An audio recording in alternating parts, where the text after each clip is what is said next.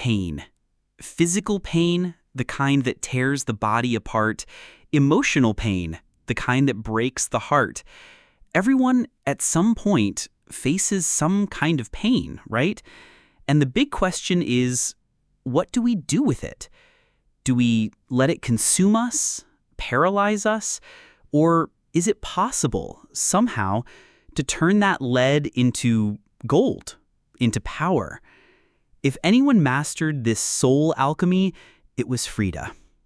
When we think of Frida, we immediately picture the vibrant colors of Mexico, the flowers in her hair, her iconic eyebrows. But behind this powerful image was a woman who lived with pain from a very early age.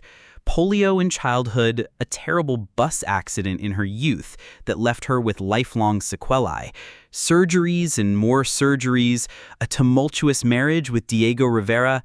The list goes on. But Frida didn't hide. On the contrary, she took all that pain and made it the raw material of her art. How did she manage this magic? And more importantly, what can we learn from it to deal with our own pains? One of the most striking things in Frida's work are her numerous self-portraits. She said, "I paint myself because I'm alone and because I am the subject I know best." But they weren't selfies to look pretty, they were deep dives. She looked at herself in the mirror, often literally lying in bed unable to move, and painted what she saw. Physical pain on display, wounds of body and soul, plaster casts, tears. And what do we learn from this? The courage to face our own pain head on. Many times we try to escape, to distract ourselves.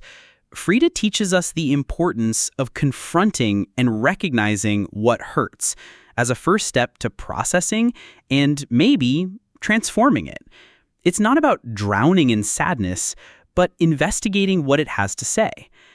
Frida's art is full of symbolism. Thorns around the neck, the heart bleeding out of the chest, the animals that accompanied her, monkeys, deer, parrots, the plants. Each element had meaning, told a story, expressed in emotion that words might not be able to capture. She created a unique visual vocabulary for her inner world. And what do we learn from this? That finding ways to express our pain, to symbolize it, can be very powerful. It doesn't have to be painting. It can be writing in a journal, dancing, singing, talking with a friend, doing crafts. Giving an external form to what's inside relieves, helps us understand and communicate what we feel. Frida didn't try to fit into standards. On the contrary, she embraced her Mexican identity.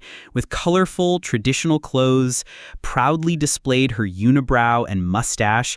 She didn't hide her vulnerabilities, nor her strength.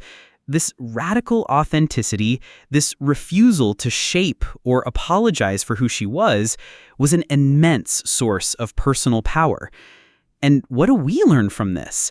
That there is immense strength in being authentic, in embracing our full story, with our pains, our marks, our unique qualities. Trying to be someone we're not consumes huge energy. Authenticity, even if it shows us vulnerable, frees us and empowers us. Despite almost constant suffering, Frida was passionate about life. She loved nature, animals, parties, friends, politics, and the culture of her country. She had a sharp sense of humor and a contagious vitality. She didn't allow pain to become the only narrative of her existence. And what do we learn from this? That even in the hardest moments, it's essential to seek and cultivate what brings us joy, what connects us to life, to the pleasure of being alive.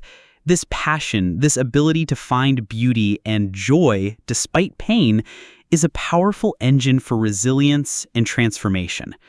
So Frida's magic wasn't about not feeling pain. It was what she did with that pain. She transformed it into paint, into expression, into self-affirmation.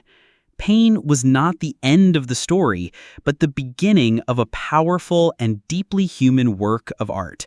She used her own life as a canvas. No one needs to have Frida's tragic life to be inspired by her, but we all have our pains and challenges. How about trying to face them with a bit more courage, seeking ways to express them authentically, and above all, not letting them extinguish our passion for life? Which of Frida's lessons touched you the most? Share with us in the comments. If this story of strength and transformation inspired you, leave your like. See you next time.